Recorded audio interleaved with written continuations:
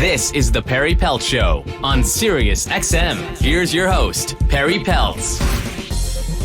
Welcome, everybody. We're so glad you could join us for this hour. And today we're going to talk about mental health in the time of COVID-19. Obviously, a high prevalence of mental distress all over the globe because of the coronavirus pandemic, and especially for healthcare workers and children. And that, of course, coming to us from the United Nations and the World Health Organization. Before we begin, I'm also welcoming Matt O'Neill, who's going to join me for the hour. Matt is an Emmy Award-winning documentary filmmaker and journalist based out of DCTV in Manhattan. He is also my partner in crime on Axios on HBO, which is a documentary news series that we do for HBO. So we are working on that together, and he's going to join me for this hour. So Matt, welcome. Thanks so much for being with us. Happy to be here. We're going to welcome an old friend of Sirius, Dr. Lloyd Sederer. And I don't mean that chronologically, Lloyd. I mean that we've been working together for a while now. And Lloyd is many things. He's a psychiatrist. He's also a professor at Columbia University at the Mailman School of Public Health. And he is the director of the Columbia Psychiatry Media Program. And he is an author. He does so much in this space, and really a public health psychiatrist is the way that I think of him. Lloyd, welcome. So good to see you. So good to have you here. And I say so good to see you because I can see you on our Zoom connection, but always a pleasure. It's great to be back and a privilege to work with you, Perri. Dr. Sederer, let's talk about, so much is said in the public health world about the quote unquote downstream impact of the pandemic. Mental health is right there at the top. Tell us a little bit about what you're seeing. I see the COVID pandemic as a triple threat. The first threat, of course, is the virus itself. It's unusually virulent and it's unusually contagious. Many viruses come and go. They don't have both qualities or capabilities. This one does. So it's a dangerous virus that kills a lot of people. That's the first obvious threat. The second threat is the one that's already emerging, and that's the economic hardship that is going to occur for years as a result of trying to control this virus absent having any effective vaccine and contact tracing and so forth. So it's already estimated that in excess of 30 million Americans are going to be unemployed. So the economic hardship is the second big threat. And we know that unemployment is associated with higher rates of substance use, mental disorder, and suicide. Hardship, the economic hardship. The third threat is the social distancing that we need to do in order to control the spread of the virus. And I say the social distancing is a threat because we know from previous disasters, and I've led some of them, 9/11, Sandy, we know that human connection is essential to people's recovery, to their resilience.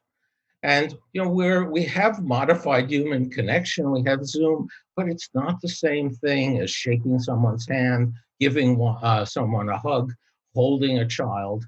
So this is the triple threat: the virus, the economic hardship, and the fact that the very thing that helps us recover, human connection, is fractured at this point, and we don't know for how long.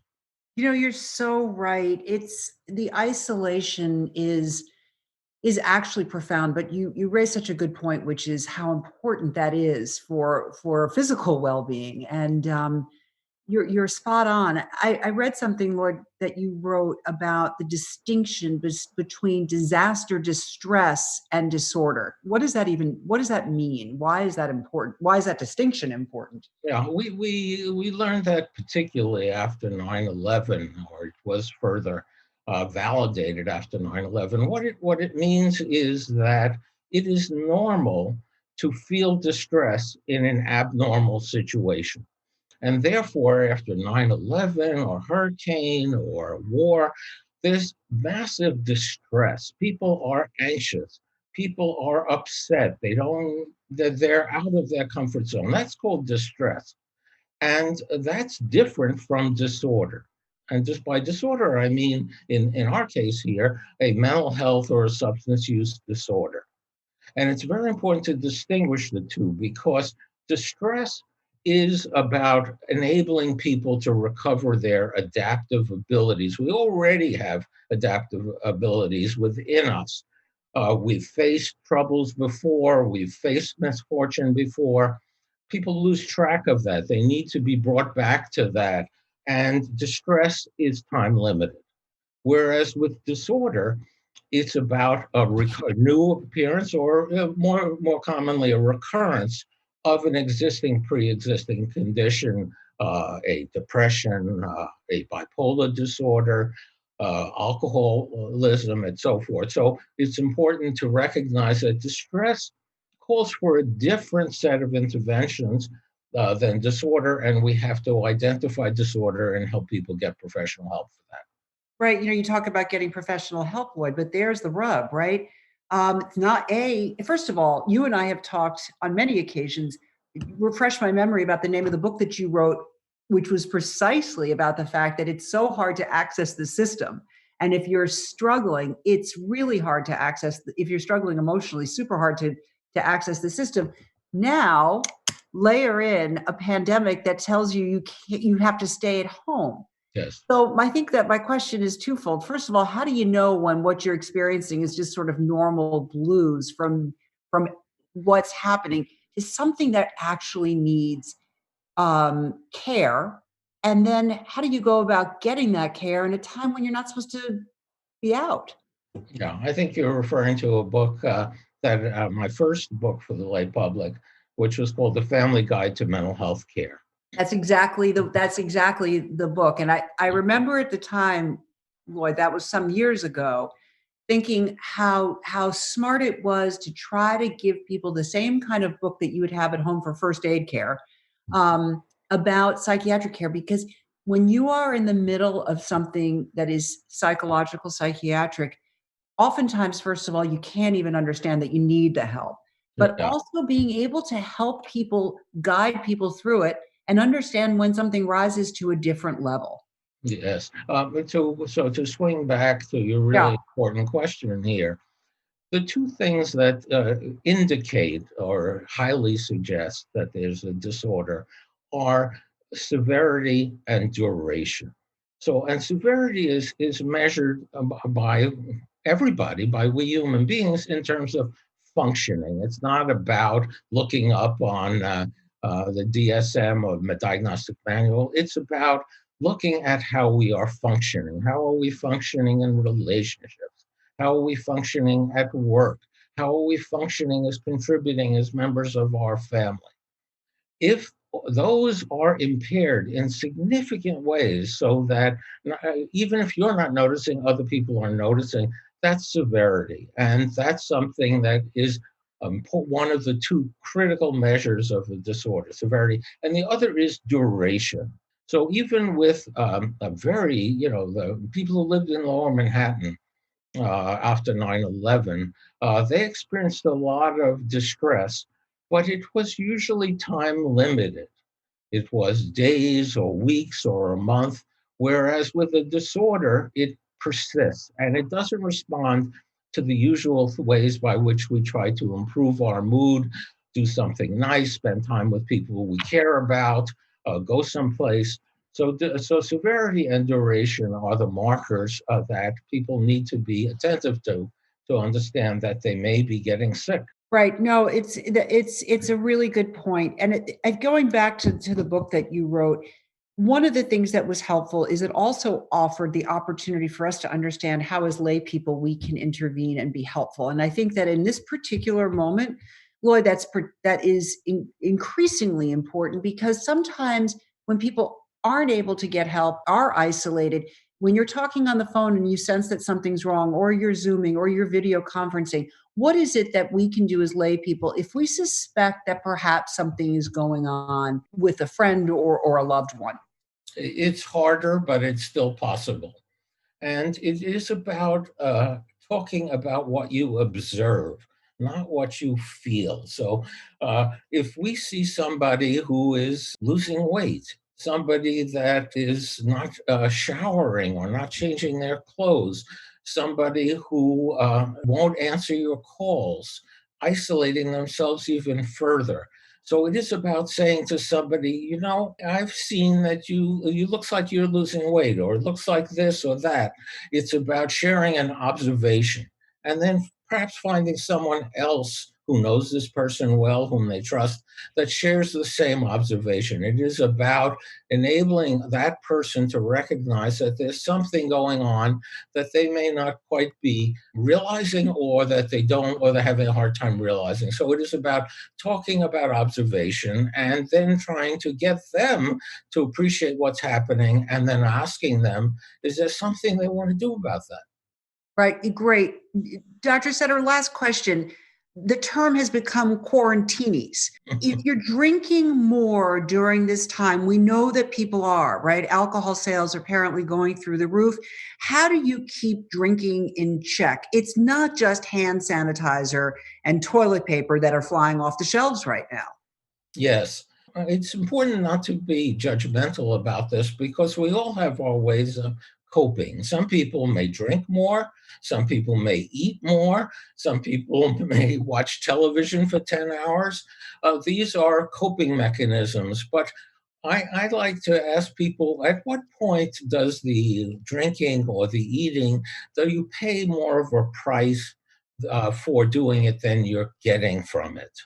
And that's helping somebody consider the fact that they may be doing something that they're paying too big a price for, that they should pay attention to, and to perhaps try to limit that, because it can lead to a drinking problem, or if somebody has had a drinking problem or eating problem in the past, a recurrence of the same problem. Right. No, absolutely right. Right now, my favorite thing is carbohydrates. I just seem to gravitate to all of them.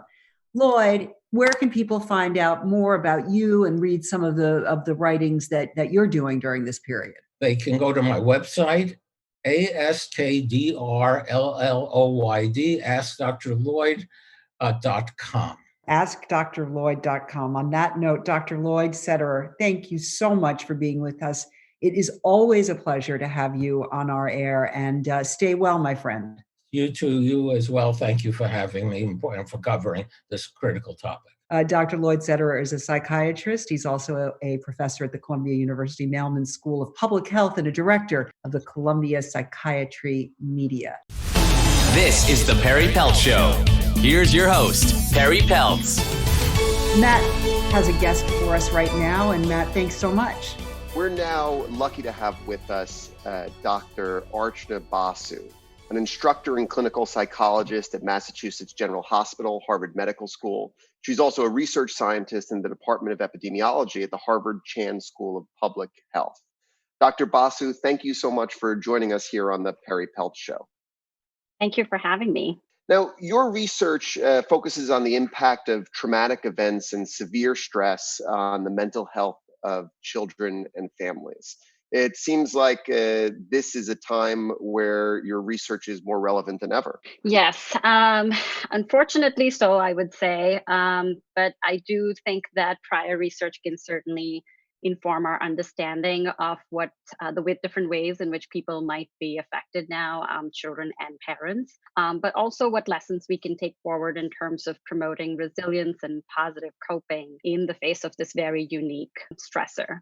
Yeah. So how is what's unfolding now with this pandemic similar or different in terms of mental impact, in terms of past traumatic events that you've looked at? You know, I think while there have been many mass disasters that have been studied and the long-term impact on children and families has been examined, I think there are some very important differences that we're still kind of learning about. So, you know, just in terms of my own experience, I think there really hasn't been a time when there has been such a global impact. So whether I'm talking to family or colleagues, in parts of Asia or Australia or, in Europe, at some level, we have a shared understanding of the fact that we're all coping with this very unique circumstance. And so it's not localized in the same ways that, some other, most prior mass disasters in our lifetime has been. So on the one hand, I think the sense of kind of collective coping has certainly come to the, forefront. Also the sense of kind of, interdependence and relatedness. On the other hand, I think it has some very unique challenges. For instance, as human beings, we are particularly during times of stress, but in general, we seek support through our loved ones. And physical distancing guidelines that are necessary right now, public health guidelines, have certainly reduced or in some cases eliminated access to typical sources of support. I think they're important, and there are certainly excellent technological solutions to it. And I think being deliberate about, staying socially connected and emotionally connected to the people we care about is like sort of more important than ever. But I think it is important to recognize that, caring for people is essentially often a very physical and visceral experience. It's holding hands, it's hugging, whether you're caring for your friend or maybe for aging parents. So that physical contact is something I think that people do miss a lot, and which I think is important to acknowledge and is Sure. unique to this pandemic. And then the other thing I think that's important to highlight is that a lot of our solutions are technological, which is excellent on the one hand. On the other hand, there is a big digital divide in this country. And I think some of these solutions are not possible for, certain communities or, elderly who might be less comfortable with certain types of technology. So there are some limitations as well as some answers. But I think these are some unique aspects of this pandemic. If you wanted to think about the future and how this generation is going to be shaped, I think about my grandmother who was a child during the Great Depression and how we would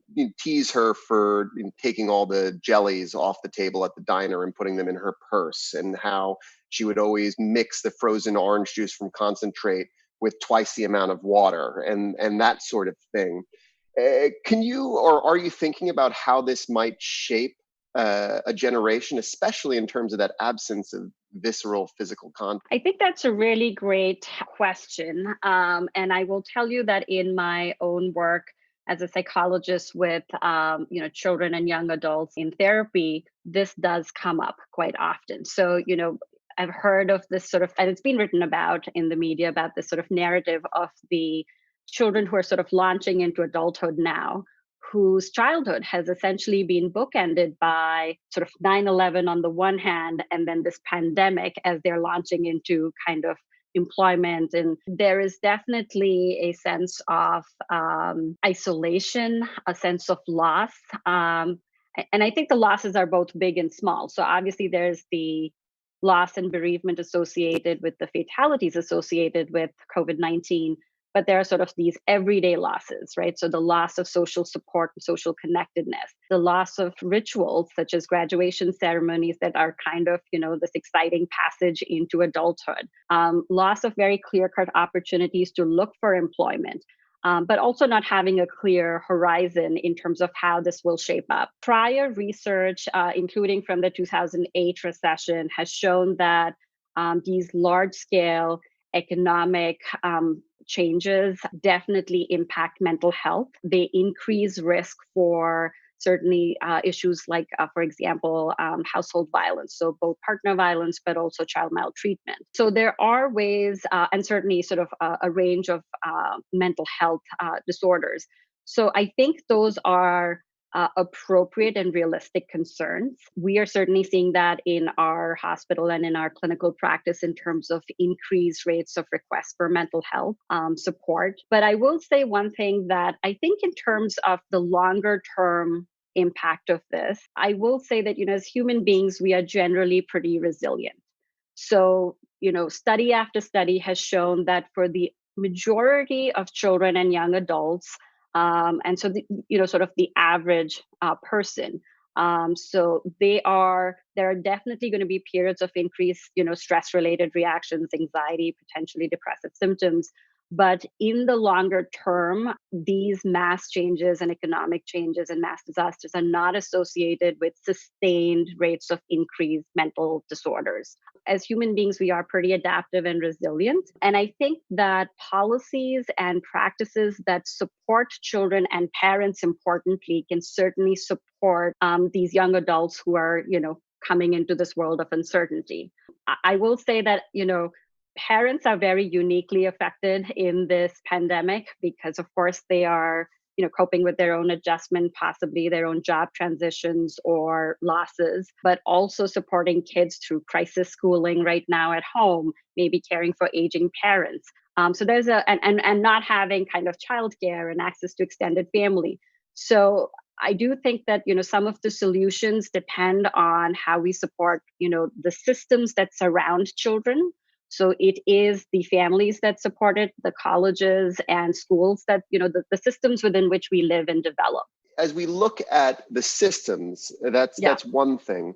I wonder what I can do as an individual parent and what advice you have. One of the things that we struggle with in my family is we have an 8-year-old and a 5-year-old, and how do we talk about next steps when we're uncertain ourselves? And it seems like everything we've been taught about being good parents is about projecting an air of confidence and certainty and sort of giving them a foundation from which to fail. And all of a sudden, we don't have answers. I think this sort of, what do I say to, my child? And then this can look very different for kids across different ages. So I think I would first and foremost say that generally speaking, research supports the idea that age-appropriate open communication, both in terms of the informational aspects. So actually, like, for example, with younger kids, you said you have a 5-year-old, talking about the virus in ways that a preschooler can understand it can be very important.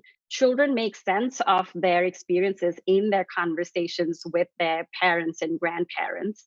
They also explore their feelings and worries and concerns about it. So your 5-year-old or a preschooler is more likely to be concerned about, when they can see their cousin, whether they can go on that trip, when can they see their preschool friends again.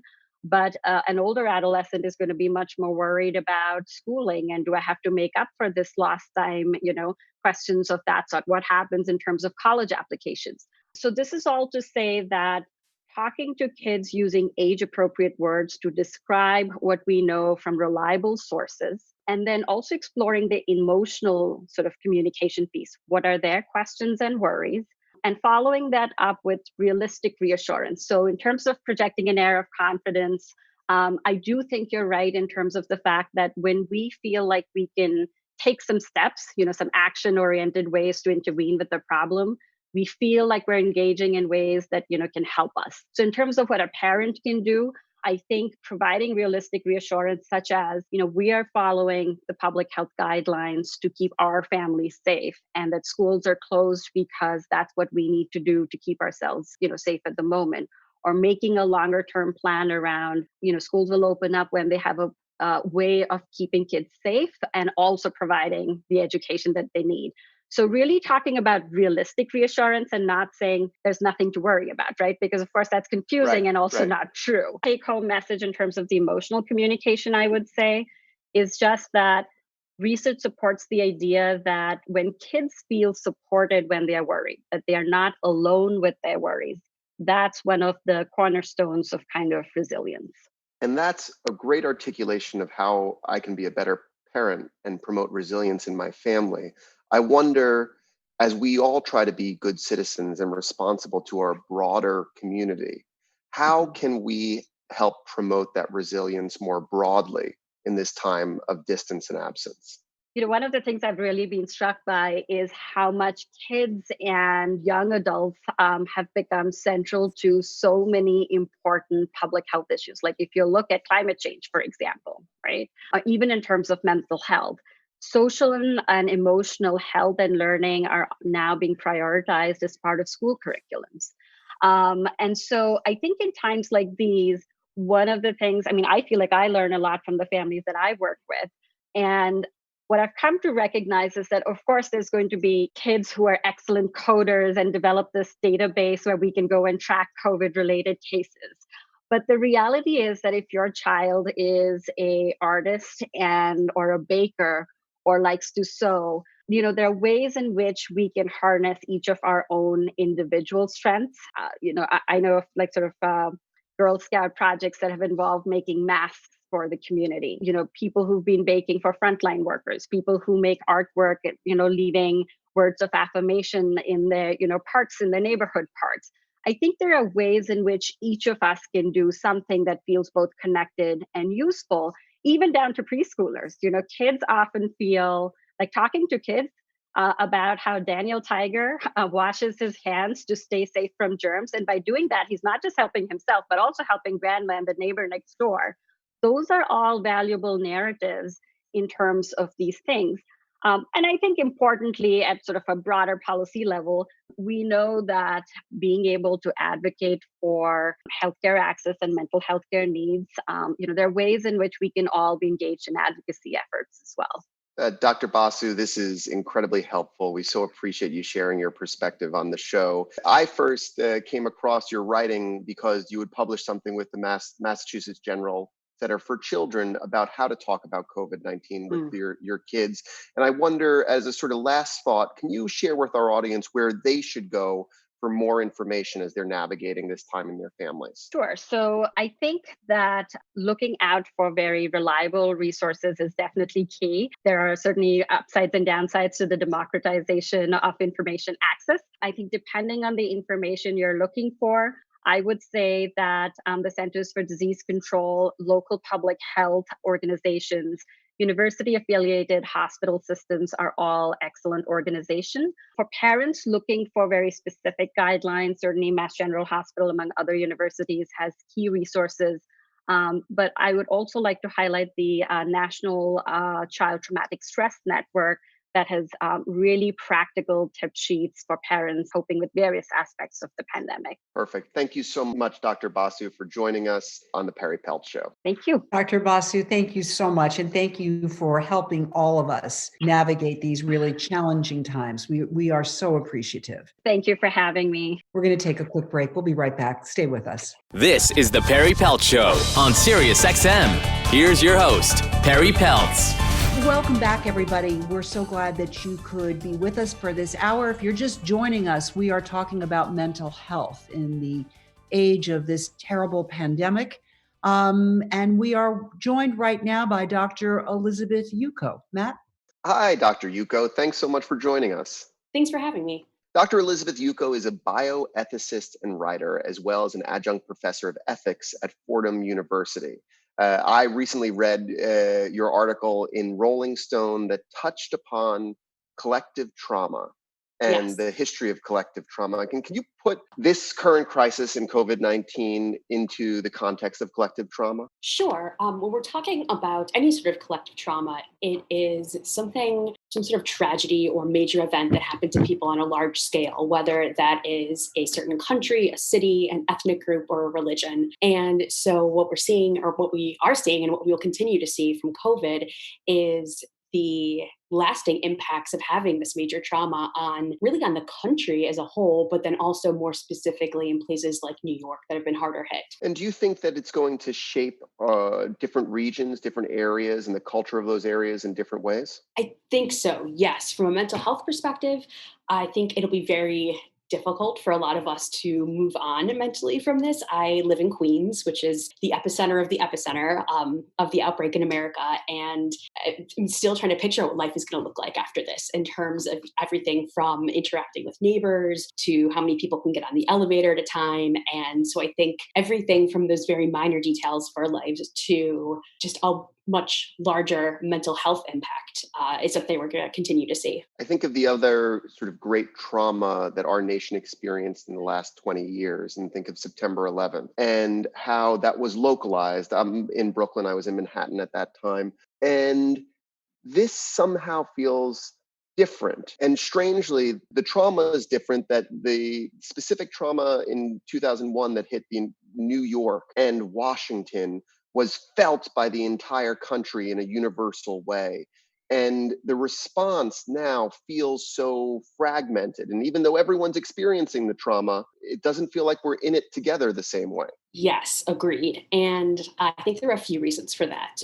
One is something I realized when talking to Dr. Gilad Hirschberger, who was one of the people I interviewed for the Rolling Stone article. And he pointed out that 9/11 was more or less, the events took place on one day. Of course, the wider repercussions still today, but scary events happened over the course of a day, basically, whether you were here in DC, in Pennsylvania.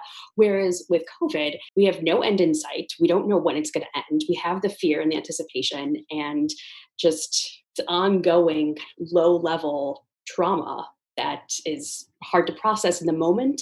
And I think will be hard to process after this too. That low level, consistent trauma is something that you wrote about that leads to moral fatigue, right? Can you explain a little bit about your thinking on that? Sure. Well, moral fatigue or moral stress or distress is a concept that's usually applied to people in the medical profession. So in ethics or philosophy or psychology literature, it comes up in the context of nurses having to deal with difficult ethical decisions or doctors on a daily basis and how over time it wears on you to have to make these life and death decisions constantly. We are all right now being thrust into a situation where we have to make those types of decisions, not in a clinical context, but now going to the grocery store is not a simple thing anymore. It's, okay, well, who could I potentially infect when I leave my apartment? Which side of the street is less populated that I should walk on? How many apples should I touch? Who can I, will I kill someone inadvertently by going to the pharmacy?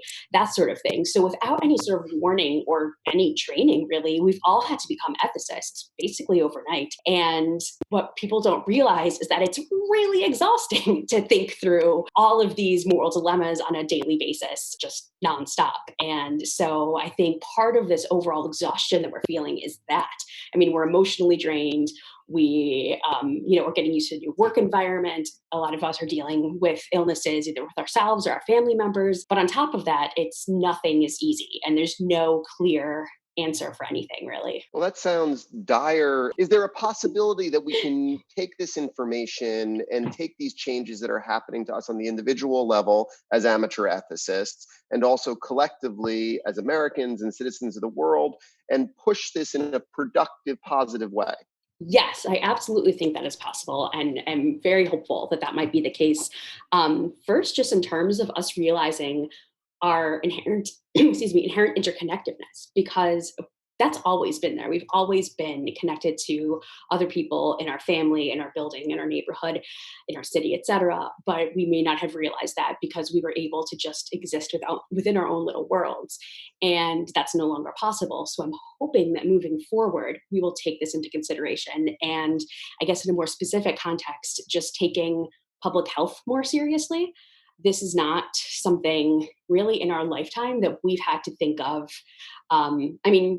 AIDS and HIV aside, that was, kind of a slightly different situation, but there's never been a widespread public health crisis like this in most of our lifetimes. And we've never had to put our own individual liberties and autonomy on the back burner in favor of other people before. And for a lot of people, that is like a completely foreign even thought. Like, why would I do something that's not great for me just to help someone I don't know? Showing that it's chafing against some people's conception of even what it means to be American.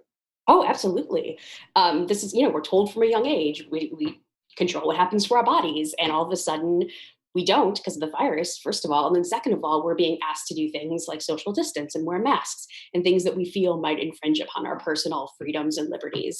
But being asked to do that for the greater good. And so I'm hoping moving forward, we'll just take this into consideration a little bit more with all of our actions, whether it's getting a flu shot, whether it's continuing hand washing hygiene, that sort of thing. You wrote in that article about sort of our search for bad guys when we're building narrative. And as this narrative unfolds and becomes etched in our collective consciousness, in our history, who do you think we're pointing the finger at? I think right now, especially where we are politically, it depends on where you fall in the political divide right now. So I think you have two very distinct groups. One group saying the administration's handled everything perfectly from the very beginning. Look at us, we're America, we're winning, which we're not. And, this is China's fault and somehow President Obama's fault, and also probably Joe Biden's fault for some sort of connection with China. So we're probably going to see Republicans placing that sort of blame. And then we're going to see Democrats, or maybe people who aren't necessarily affiliated with the party, probably placing blame more on the administration and their lack of response time. And they're just treating it like a hoax in the beginning and not taking the proper measures and precautions until, the virus had a chance to spread as much as it did. Well, I hope we can chart a way out of this death spiral of recrimination. Yes, that would be great. Elizabeth Yuko, Dr. Yuko, thank you so much for joining us here on the Perri Peltz Show. It's lovely to hear your insights. Thank you for your writing, which can be seen and read on the Rolling Stone and elsewhere. And look forward to talking to you again. Thank you so much. Dr. Yuko, thank you so much. I really appreciate it. Of course, anytime. I am excited to welcome a wonderful, wonderful person who plays such an important role in my life, a good friend, but also an extraordinary spiritual leader. Rabbi Irwin Kula is joining us today, and Rabbi Kula is a seventh generation rabbi, but he is a disruptive spiritual innovator and author of the award-winning book, Yearnings, Embracing the Sacred Messiness of Life. He's also the president of Kula, the National Jewish Center for Learning and Leadership, which works at the intersection of religion, innovation, and the science of human flourishing. And Irwin, so good to have you with us today. Always good to have you. That Elizabeth was great. Wasn't she fantastic? I got to listen. I came on early. Wow. Irwin, so good to have you. Thank Same you. here. And one of the reasons that we really wanted to get you on the show today is every time that I've been communicating with you, you are always an extraordinarily busy person, but you say that you've never been busier. And curious if you could talk to us a little bit about how the profound, I am sure, intersection between this pandemic and spiritual life. Yeah, I think that biggest thing, or the most challenging thing and enlivening, is holding together. There's a lot of loss and suffering, and doing remote funerals and doing remote memorial services and helping people deal with parents who died who they haven't been able to see in the last 6 weeks, and then not be able to go to the cemetery. I think at the very, very sort of in-your-face kind of loss and suffering, that's been intense. And on the other hand, I spend a lot of time, because of the institution I work for, thinking about the future. And whenever there's this kind of loss and this kind of trauma, there's also incredible possibilities of what we call post-traumatic growth and tremendous opportunities as things move. I noticed that Elizabeth said what she hopes for is as we begin to recognize that a radical individualism is going to get us all killed, maybe there'll be a little corrective and we'll begin to think of the other in a different way.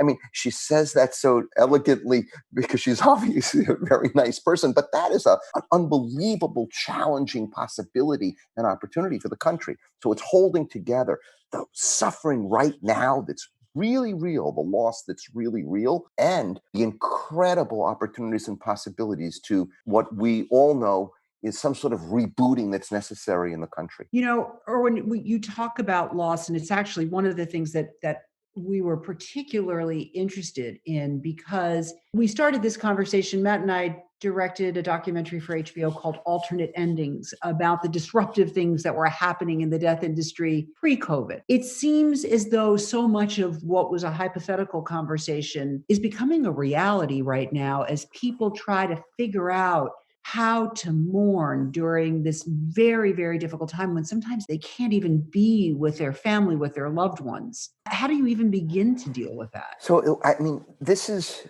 again, being able to step away for a second is the remarkable thing about constraints.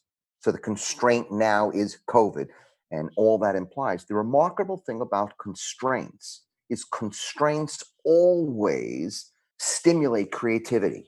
And so we are all finding incredible ways to connect to other people, to help each other more. But that's true in every business. Restaurants are figuring out how to still stay in business and serve in different ways. Businesses are finding ways to serve. Different organizations, teachers are discovering ways to serve. Students are discovering ways of learning. And so, of course, when it comes to mourning, I was on a call, 165 people on a Zoom call 2 nights ago, a memorial service, and I got off the call, and Dana was on, my wife also, and she said, "Irwin, I've seen a lot of memorial services, too many in my life. That may have been the best memorial service I ever saw." And what happened was it was That's live. incredible. I know, but even to me, it was like it was completely alive because people began to listen in a different way because they were on Zoom. They raised hands and people talked and people leveraged and played off of each other and spoke directly to the family, people who had memories. And the family each was so respectful, took 3 minutes because if you talk for 10 minutes on Zoom, people like drift.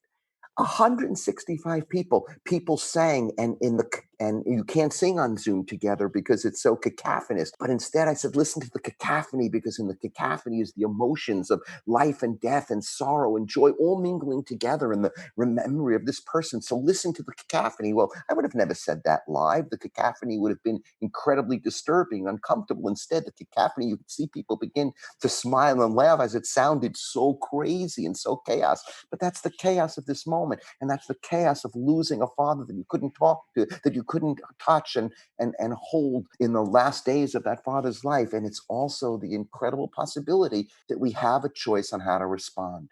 We have a choice. That's the first piece of loss. Yep. Recognizing that life is unpredictable. There's so much uncertainty. We have one choice, and that's how we're going to respond so we can recover our agency. And that you're seeing.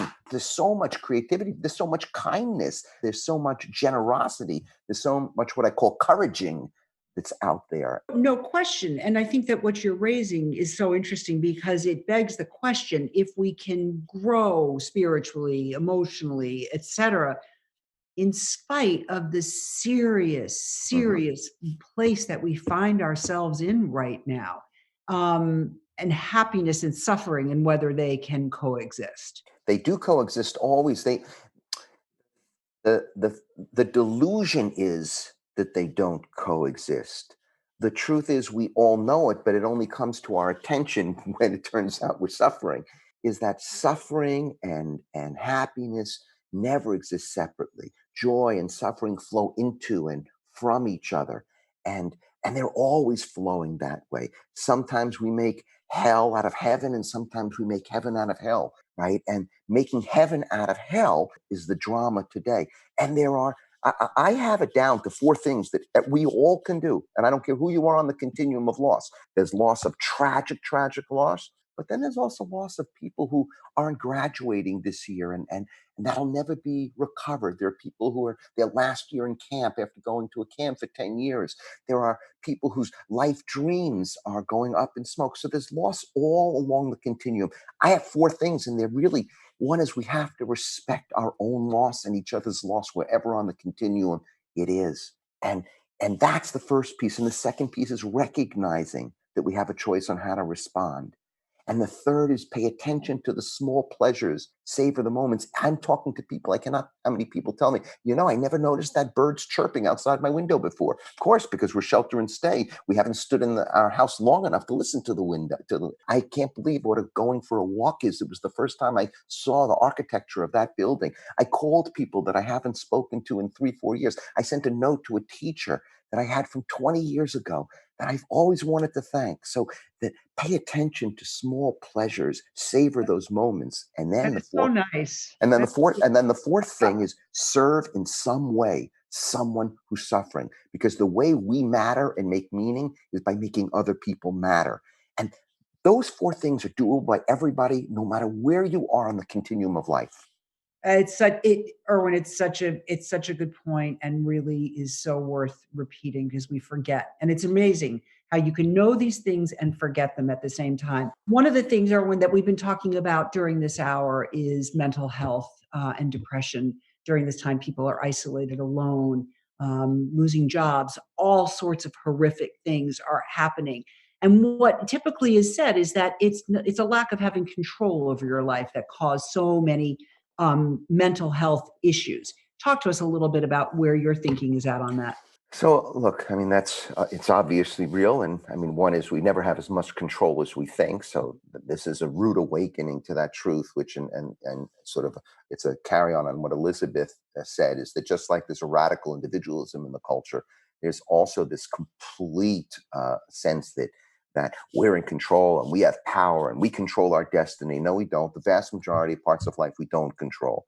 Right now, it's a rude awakening when it's a big thing for us, and so that's what we're having now. So one is, this is a very humbling moment, and only the humility of it is a piece of it. But at the same time, we know how to get back the kind of control we need. The first and most important thing is you have to ask for help. Okay. And I know America, we don't ask for help because asking for help is a weakness. Asking for help is the deepest spiritual, psychological, and intellectual truth to being able to reassert some kind of control, because no one does it on their own. That's the delusional myth of the society. You're not alone. No one is alone. And there's you. So, one, we who get sad, we who get scared, we who get deeply disappointed, we who seem to be going into despair, we have to pick up the phone, call someone and say, you know what, I just need your help today. And we have to do that proactively for other people. If we happen to get up in the morning, and I don't know, like you, sometimes I get up in the morning and say, oh my God, I can't believe this is another day of this. And Yes. other times I get up in the morning and say, I'm raring to go to be able to do whatever I have to do today and serve however I have to serve. And I never know which way I'm going to wake up in the morning, which is a very unnerving thing. But if I wake up in the morning, and any of us wake up in the morning and we're raring to go because we're going to get it today. We're going to be courageous today. Our job fundamentally that day is to pick up the phone and connect to people who we know may be more lonely than us, who may have really suffered a more significant loss than us, who may really be more scared than us. So it runs two ways. People have to be able to ask for help. It's profound strength to be able to be vulnerable enough to ask for help. Your stronger person is the person who asks for help. And the genuinely secure person is the person who can pick up the phone to someone who's more vulnerable and say, listen, I'm here for you. I'm here for you. Right. Rabbi Irwin, in the minute or so that we have left, we're all cognizant. These are incredibly challenging times at so many levels, on so many levels. But the new jobless reports just keep coming back, and the news is just horrifying. On top of being afraid about illness, losing loved ones, dealing with all of that, being shut in, the financial insecurity is profound. What is it that in this final moment or so that you can share with people who are scared and don't know what their futures look like? So it's a similar thing. We have to be on the micro level individually. We have to attend to our webs of relationships. That's on the micro level. All of us have webs of relationships. We have to be able to attend very, very, very seriously to those webs of relationships to help people. That means people look at their webs of relationships and they say, these people are more vulnerable than me in my web of relationships, and they are able to offer support.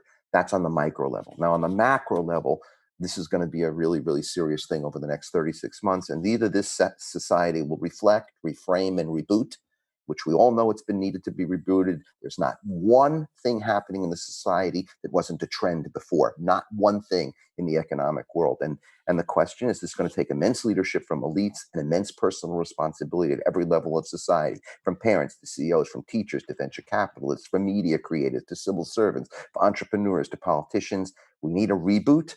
Everyone knows it. And that reboot comes down to one thing.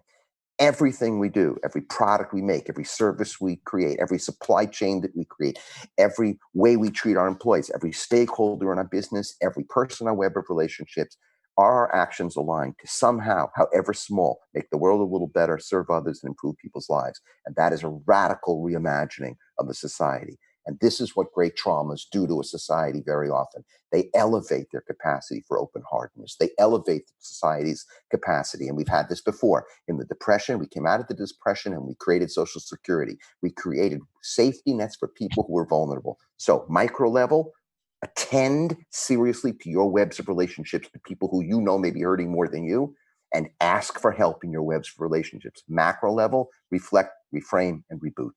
Where can people find out more about you, Irwin, and read a little bit about the things you're thinking about? So they can go to clal.org and see some of the writings we're doing and the thinking and the teaching we're doing. So clal.org. All right. Rabbi Irwin Kula, thank you, as always. Thank you. So appreciate your time and your insights. We really appreciate it. Thank you. Be safe. You too, and healthy. And I want to thank all of our guests today for being with us.